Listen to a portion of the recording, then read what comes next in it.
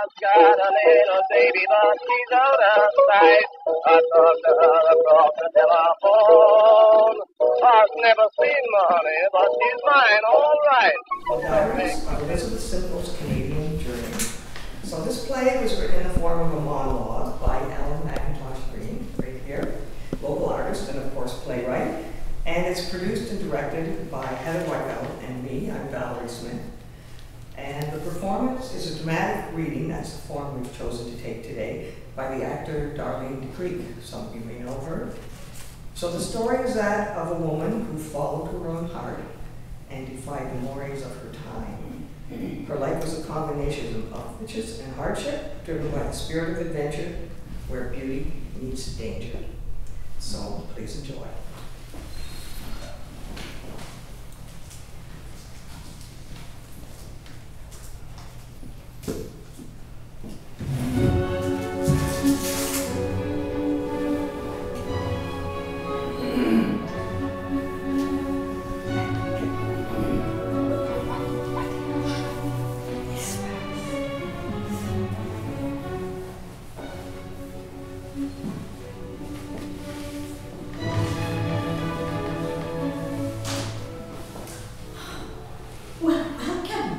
Welcome to my salon, and I'm so thrilled to be sharing with you the diaries of my Canadian journey. Now, of course you know, my name is Elizabeth Simcoe. And now I must say, before I begin my story, I should tell you that when I was only 24 hours old, I was already an orphan. My father died 7 months before I was born, and my mother died immediately thereafter. Hence, I was given the name Elizabeth Posthuma Gilliam. And now, I'm 25 years old, and I'm about to travel with my husband, the man I love, to Upper Canada. My husband has been made Lieutenant Governor of that country. We'll be gone for almost 5 years. Imagine! Oh, we're leaving all this behind. Wolford Lodge, all 40 rooms, thousands of acres of land, most of the servants. I leave all this behind. I must tell you, people don't want me to go, but I'm going.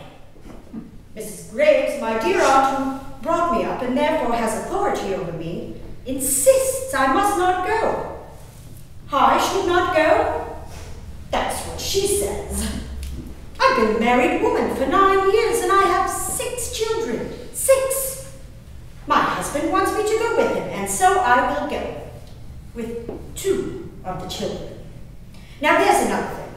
Mrs. Graves thinks that if I go, it will prevent the arrival of even more children. Perhaps it might, for a time, but I don't want her say in what goes on. Perhaps I shall return from Canada with 5 more children. Now, 2 days ago, my normal sensible habits deserted me. I can behave outrageously at times. It was over Mrs. Graves, of course. She hadn't spoken to me in a week. With so much to be done, endless decisions to be made, she refused to acknowledge my existence. She completely ignored me. Oh, I was furious. I began gritting my teeth, my jaws ached. I had to get away. I ordered Morgan, my groom, to bring my horse, and we set out for a good gallop. And no sooner had we set out than we encountered Scadding, who managed to detain us, talking endlessly of hedges.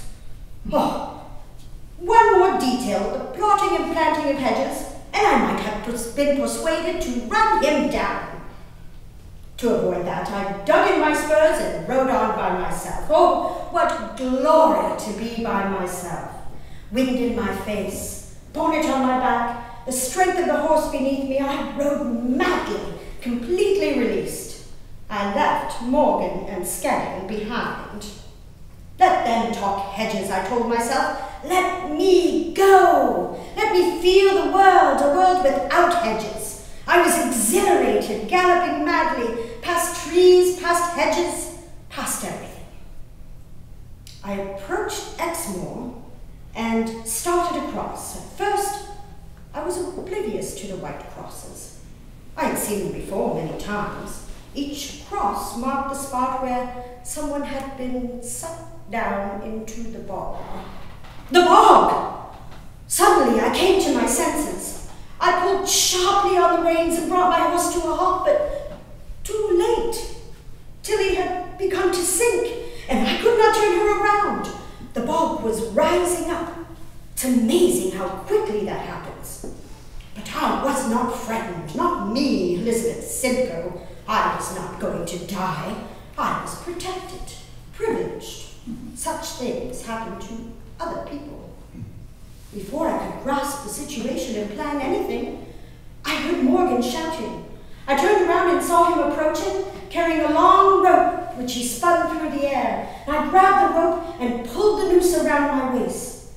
And I was dragged backward across the bog, and then found myself seated behind Morgan with Tilly floundering through the mud behind us, the rope hanging from her neck, and we raced away across Exmoor, past the white crosses, past all the people who had been sucked down.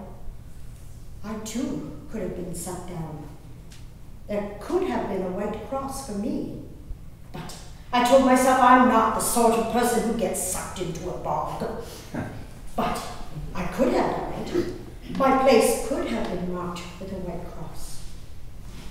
And then, strangely, after that experience, many of my problems seemed to lessen. Something inside me was soothed.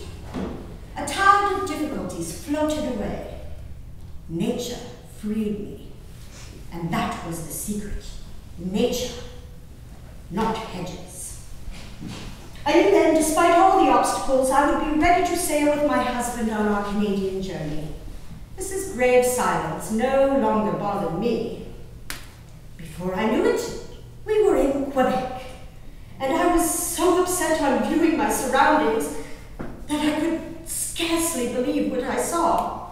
I remember thinking, what's this? We've crossed the Atlantic? For this miserable place? Why would anyone come here? We're tired, wet, and bruised. We've been at sea for 46 days. And now this? 46 days of not knowing if we were driven off to the North Sea to perish in the Arctic, or driven to the South Seas to be pillaged by pirates. This is Canada? Oh, there's nothing but mud here. Mud everywhere. On the ship, we were often frightened.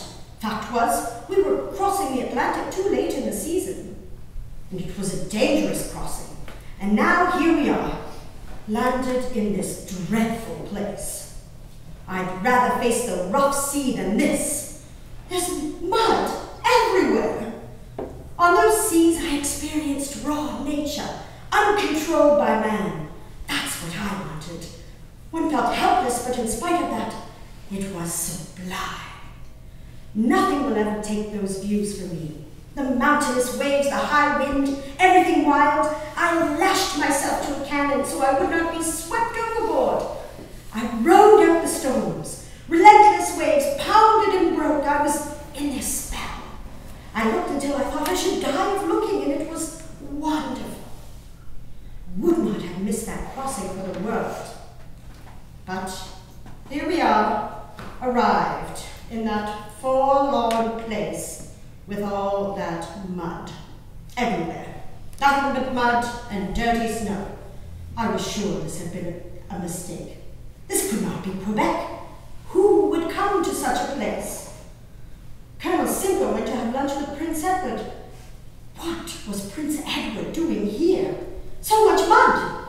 I've never seen anything like it. I want to go back to Wolford Lodge. If this is Canada, I'll have nothing to do with it.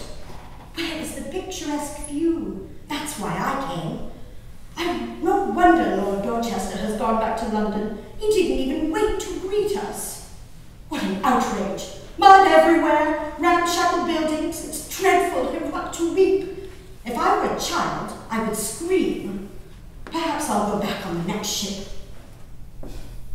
But it's too late in the season for that. I'm stuck here forever, stuck in the mud. What's that? moving over there off to the right. What a commotion! I wonder what's going on over there, on that patch of snow. Oh, look! Oh, they're little dogs pulling sleds piled with provisions. How cunning they look running about. Never would I have seen such a thing in England. This is Canada. Everything is different here. Oh, hooray for the little dogs! Hooray for Canada! Where is my third ticket? I want to see this place after all. And before I am able to take it all in, 6 months have passed. I can't believe it's June. June of 1792. We're on our way to Montreal. We're on our way to Quebec. I've just spent the most glorious winter of my life. Of course, I missed my 4 little girls, but having Sophie and Frances with me was all that I could manage. There was no time. So much was happening, and we were very gay. It was all delightful, dancing up and down the long rooms on Prince Edward's arm, my ball gown, the best in the room. Everyone bent on pleasing us. Colonel Talbot took care of every detail. We met people we would have never met in Devon. Some pleasant, some not so pleasant. I was seated one evening at supper next to a woman who was quite the most unpleasant woman I have ever encountered. She talked too much. I normally find that vastly amusing, but she went way too far. Most impertinent, no sense of the fitness of things. She had suggested that Colonel Simcoe had attained his position in Upper Canada on the tails of my petticoats. And then she asked how much property I owned in England. Oh, I cut her off with a severe look, and then turned to talk to the man on my left. Some time later, I noticed the woman spilled soup down the front of her box. It was quite spoiled. And she blamed the servant girl. What a thoroughly nasty creature. Thankfully, I never saw her again. My husband and I spend much time together. He writes pretty verses for me. Some of them quite silly, actually, but how lovely. I wrote in my journals and worked at improving my sketches. And I discovered birch bark. It's a white paper substance that grows on the trunks of trees in Canada. I tried painting on it and found that the black lines on this bark sometimes enhance the painting. I shall do more paintings on birch bark. It suits my sketches. Where else in the world could I have had this kind of winter I just had? I painted the wilderness. I read the wonderful books describing the picturesque. I wrote every day in my journal trying to explain what was happening. Could anything be better? Colonel Simcoe and I viewed the stars together. We discovered old favorites such as Orion and Gemini. Never have I seen such stars. Most people weren't much interested in the skies, but we enjoyed it. I made maps for my husband, trying to understand this land. Colonel Simcoe found them useful. Some people can't believe that I would bother to make a map, but I enjoy helping my husband in any way that I can. The food in Quebec is not what we would have eaten in Devon. Not as well prepared.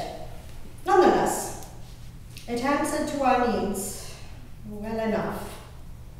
We were served the lip of an ox, disguised in an elaborate sauce. I tried not to think of the great beast's mouth as I nibbled on its lip. It was satisfactory. Now, coxcomb is thought to be a great delicacy. Quite delicious.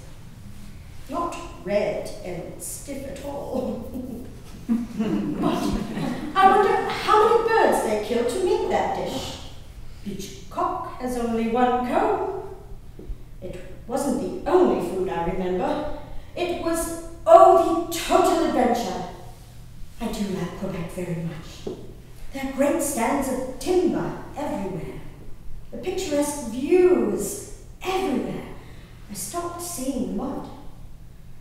walked over the frozen St. Lawrence River with socks pulled over our shoes. Colonel Simcoe almost drowned when he slipped through an open hole in the ice. I screamed. People came running, and he was rescued. Catastrophes happen suddenly in this place. One must always be alert. Danger can emerge from any source. Oh, the beauty seduces you, but with it comes the danger.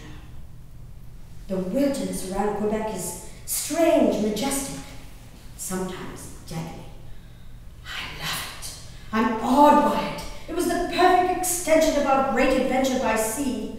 Part of me wants to stay here, but I am eager to see more. There is something I should tell you. I'm facing another lying in. Mrs. Graves will be furious. But what can I do? I haven't told Colonel Simcoe because I know he will worry. But it is a perfect gift from Quebec. This place we both love so much. And now we have traveled to Navy Hall near the Great Fall of Niagara. How beautiful this river looks in the light. There's so much to see here. The Niagara River, such a grand tract of water always moving downward towards the Great Fall of Niagara. A wonderful place where giant timbers get caught up in eddies and circle around upright, a giant cathedral turning majestically on its moorings. I class this sight with the viewing of high art. And then you get to the fall and you view a wall of rapidly falling water, exquisitely green with a perfect rainbow suspended above. Perhaps the sight of the most amazing natural beauty in all the world. To think I might have lived my life and not seen Niagara Falls. But I'm here, and I didn't miss its majesty. Oh, the mighty Niagara River. Before we came here, it took us 10 days to travel from Quebec to Montreal, and there was one scene I'll never forget.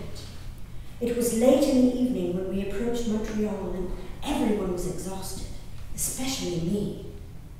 We saw a group of Indians seated around a campfire, all perfectly quiet, very still, strangely exotic. People from the New World enjoying their own private ritual. There was something about them, unknowable, sacred. I questioned my right to be there. That scene affected me deeply. And then, curiously, I was restored, removed from myself, and no longer fatigued. Look, what is this? Stars falling from the heavens? They're flickering everywhere. How can this be? So many of them falling so fast, blinking on and off. What's going on? This is wonderful. Is this a celebration? Has someone planned a celebration for us? I've never seen anything like it. Ah, I know what this is. These are fireflies. Colonel Talbot told me about them. They're tiny insects which thrive in the heat of summer, and they emit a bright light as they fly about. Have you ever seen such a thing? Can you imagine a more perfect ending to the day? I've also been sad today. Perhaps you haven't heard what happened this afternoon. An Indian man, asleep in his canoe, tied to a tree by the river. Someone came along and cut the rope and set him adrift. He did not awaken until his canoe was far out into the river, nearing the fall. His brave attempts to steer the canoe were ineffectual. He lay himself down, resigned to his fate, and then soon carried over the fall. Oh, how very sad. I am unable to get that scene out of my mind. The cruel side of man and nature take my breath. One helpless man, alone in a canoe, is no match for the mighty Niagara River. Beauty and danger, always together. Look at those canvas tents, how beautiful. Hannah Jarvis tells me they are dangerous, especially for our children. Can you believe that? She thinks I'm risking the health of my family for the sake of some experiment with nature she fancies I'm conducting. What nonsense.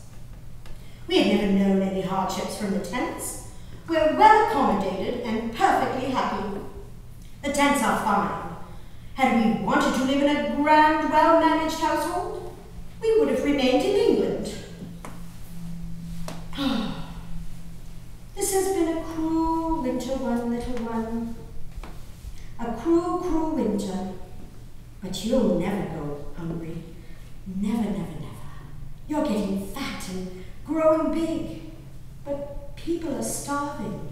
There's a famine going on. Bad famine. But there will always be enough for you. Let me tell you a story. A story about a cat.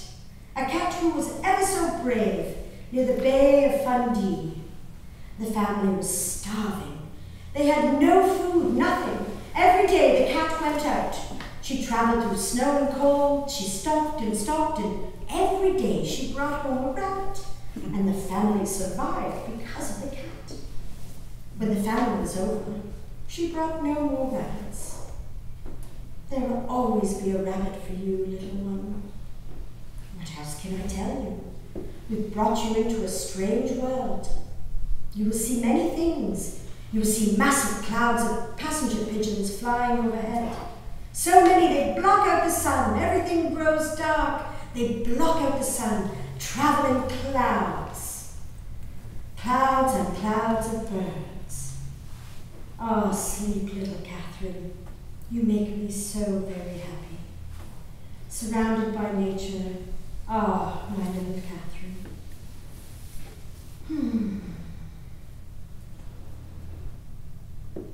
Someone brought me this barrel. Let's take a look inside. Colonel Simcoe is developing a new tract of land to the west. They're calling it Dundas Road. The men encounter dozens of red rattlesnakes every day. Dozens! They know my love for the natural world. They brought me 2 of them in this barrel. Oh, they're very quiet in there. Is that a good omen? I've been trying to bring myself to have a look. Perhaps I should take the lid off.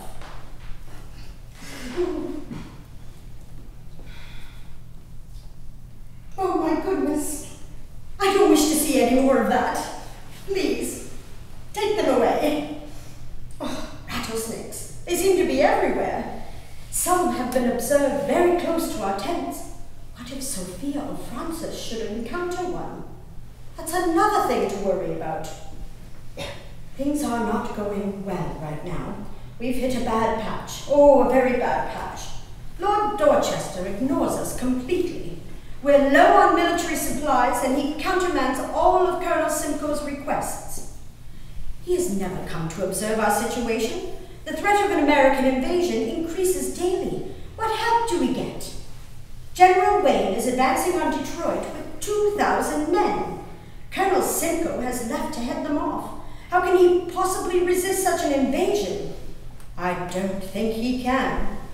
I need to be strong. But I feel unsettled. Things upset me. I'm not usually like this. Yesterday, while galloping across the sands of York, I saw a Chippewa woman carrying a linen bundle tied up like a doll. She held it as though it were her most precious possession. There was a look of inestimable sadness on her face.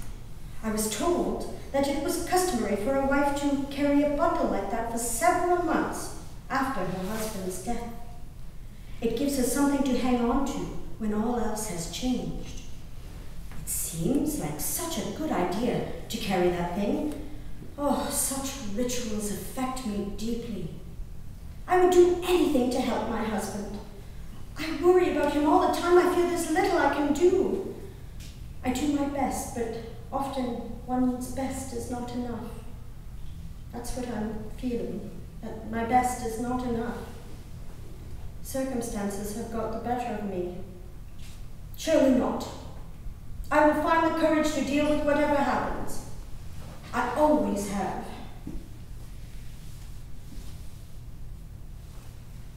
A 100 years have passed.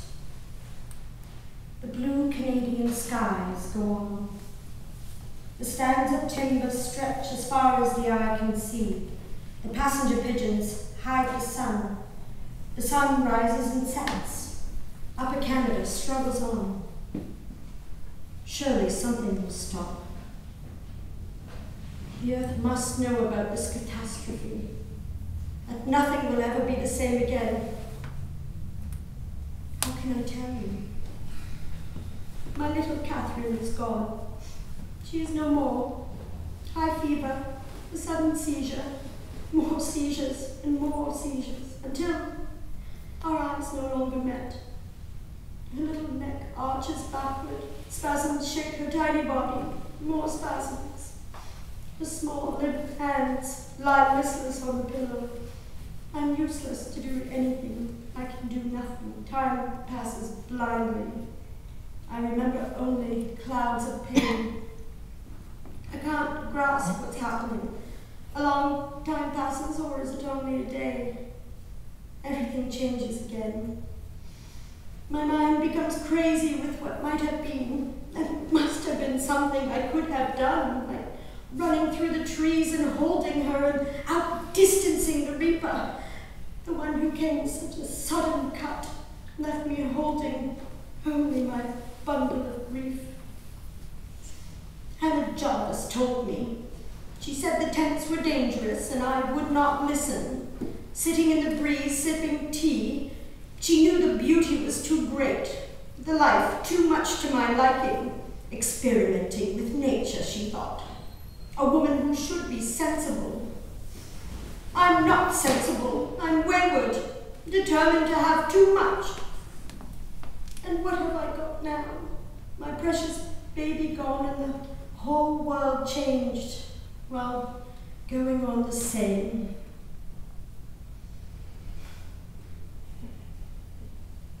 Everything must go on. The threat of an American invasion continues. Colonel Simcoe protects this place with everything he's got, and I hide my unhappiness. I carry on, organize balls, supper parties, take tea, support my husband. Colonel Talbot drives me out, tries to distract me, and frequently we go to the landing near Navy Hall. One day, we encountered a cow lying directly in our path. Assuming the cow would move, Colonel Talbot drove on.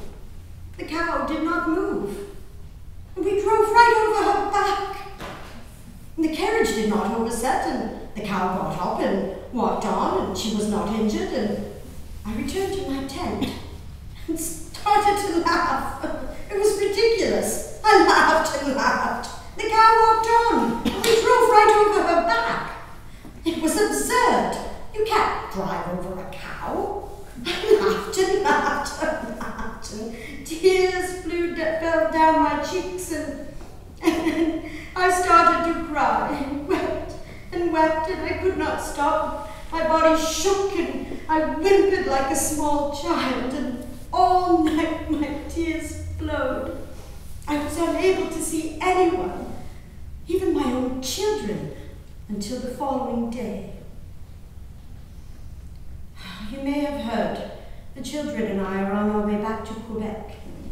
It's much too dangerous to remain at the tents. Another American invasion is underway. I fear greatly for my husband's safety, and would have begged him to come with us, but he will never leave. Risking his life for Upper Canada is part of his responsibilities. He will always do the right thing, and here we are, traveling for 5 days. It's not been easy. Yesterday near Montreal, I thought we'd be killed. The horses pulling the carriage were driven tandem, one behind another. The roads were rough, almost impassable, making the carriage lurch from side to side. We were tossed about. Children were crying. Collins looked as though she might pass out. It was terrifying. Horses plunged on, each one going in a different direction, and we were banged about, always on the verge of being thrown into the road. We could do nothing but hang on and leave the horses to it. The drivers in this part of the world are an indifferent lot. One driver was so old, he had to have another driver with him to look after him. No one would tell the old man he was a bad driver. We came close to oversetting many times. I could scarcely breathe during the entire trip.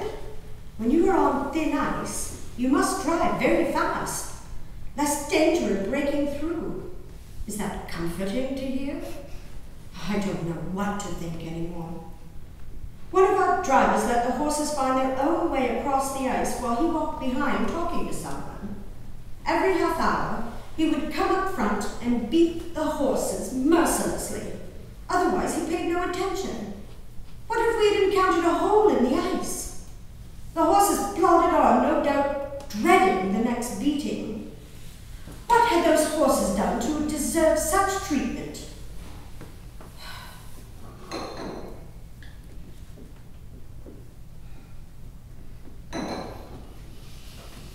A carriage with several families in it went down on Lake Champlain. An infant was found on the ice, still alive, tossed out as the carriage went down. All the others had perished. Over a dozen people perished. Oh, traveling is hazardous in this country. I see less and less of the picturesque view. We're in a wilderness which is frequently deadly. Now it's been 4 years since I've seen a hedge. I still don't miss them. I'm experiencing the nature I long for, but must the sublime always be dangerous? My husband is dying. I don't think he can make it through another day. He cannot bear anyone but me to speak to him. His headache is so severe. I tiptoe around, listening for every breath to know if he still lives. This country that we both love so much, look what it's done to us. First my little Catherine gone, now my husband struggling for his life. What did we do wrong? No one could have done more than he for this place. There was so little help for him. Joseph Brunt is a good man, a brave man, and always a great help to my husband. He cares about us. But there are so very few we can count on. The Americans have made a temporary peace with the homeland, but it's too late. Tensions and struggles have led to this. My husband gasping for every breath, with only a horse doctor to help him. Will Canada mourn his passing? Will Lord Dorchester feel any remorse? I think not. We're on our own here. Colonel Simcoe has now been made a general, but what good will that do? I'm helpless. Once again, I can do nothing, absolutely nothing. I will lose my husband as I have already lost my daughter. I received a package from Molly Brandt, Joseph Brandt's sister. She heard of the general's illness and she sends calamus root. She's sure it will cure him.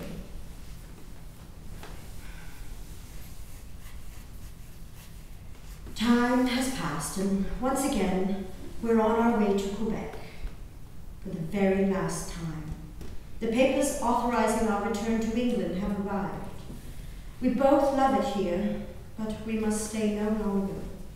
My husband's recurring health problems can no longer be ignored.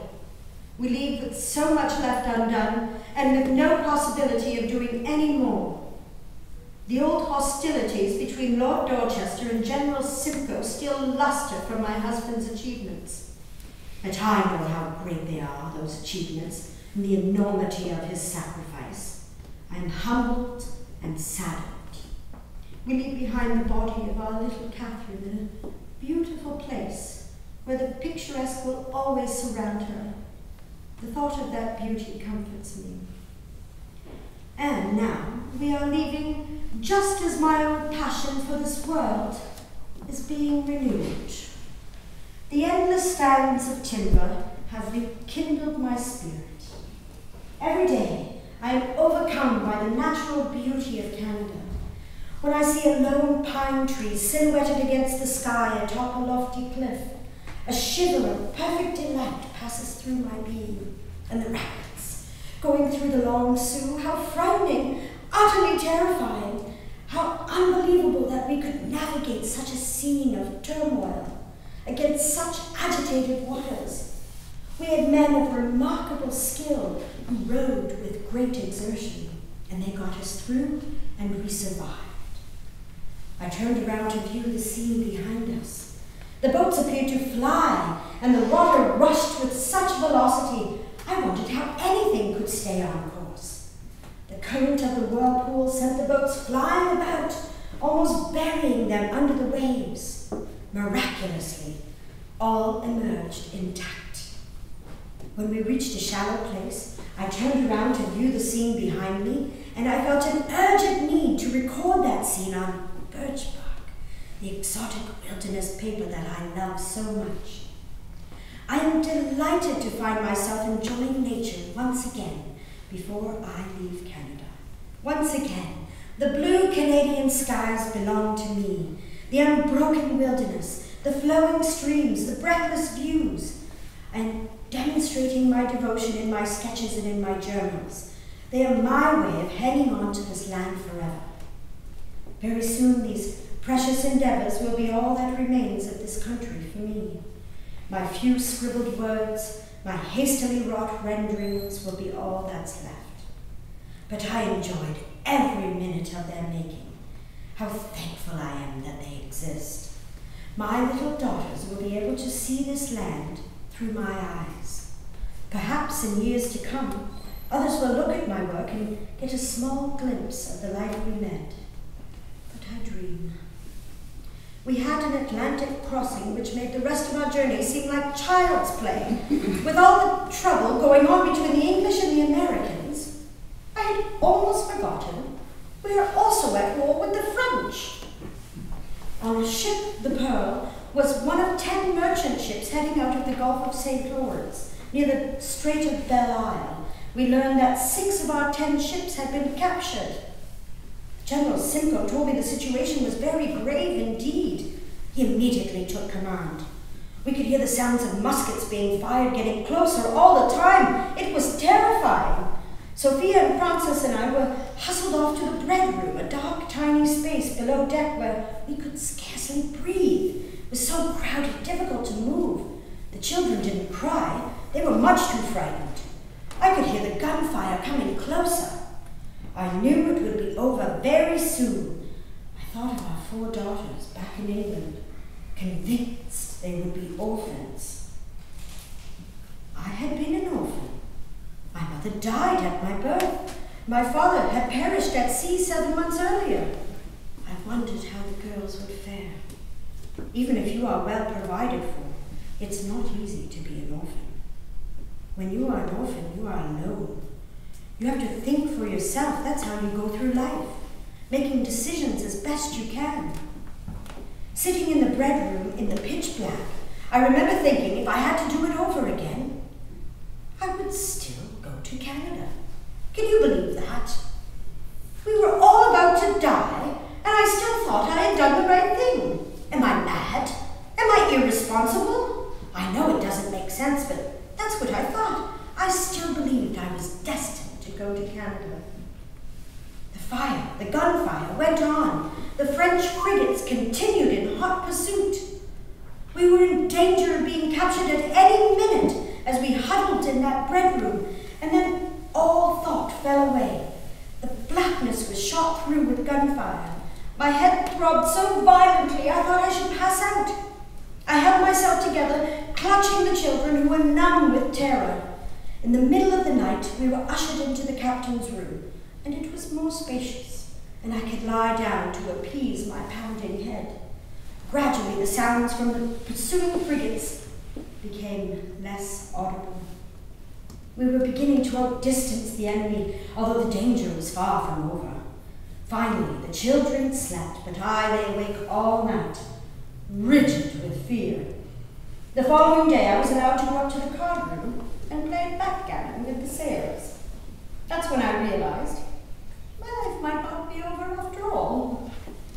I accepted the idea of survival, almost reluctantly. It seemed to me, after losing little Catherine and almost losing my husband, that death at sea at the hands of the French might have been a suitable ending to it all. I no longer thought, this won't happen to me, Elizabeth Simcoe. I was no longer entitled. Just as I was accepting death, our circumstances changed. General Simcoe said things were improving by the hour. We could no longer hear the gunfire. I was still in shock. I could not go up on deck to view the ice floes passing by. I thought of my first Atlantic crossing, how I had lashed myself to a cannon to ride out the storms, how I had reveled in every minute of it. The terror of nature had held no threat for me then. I had been fearless, lulled by the beauty of the seas. Certainly that nothing truly devastating could happen to me. And on the trip back to England, I was a frightened little woman, grappling helplessly with what I had assumed was certain death. I required days of calm before I could convince myself that after all, we were not going to die at sea. We were going to make it back to England. And we did get back home to Wolford Lodge, rejoining our little daughters who had changed enormously, even as we had changed. Life went on as though we had never left, as though someone had plucked us out of real life for 5 years and then plunked us back down and said, get on with it. Get back to your hedges. There's much to be done. Life at Wolford Lodge resumed. The ground once more felt solid beneath my feet. But for me, the story of my life in Upper Canada will never end. Life in that great country goes on to be recalled again and again. As long as I live, I shall never forget the beauty and the danger. They will always be there.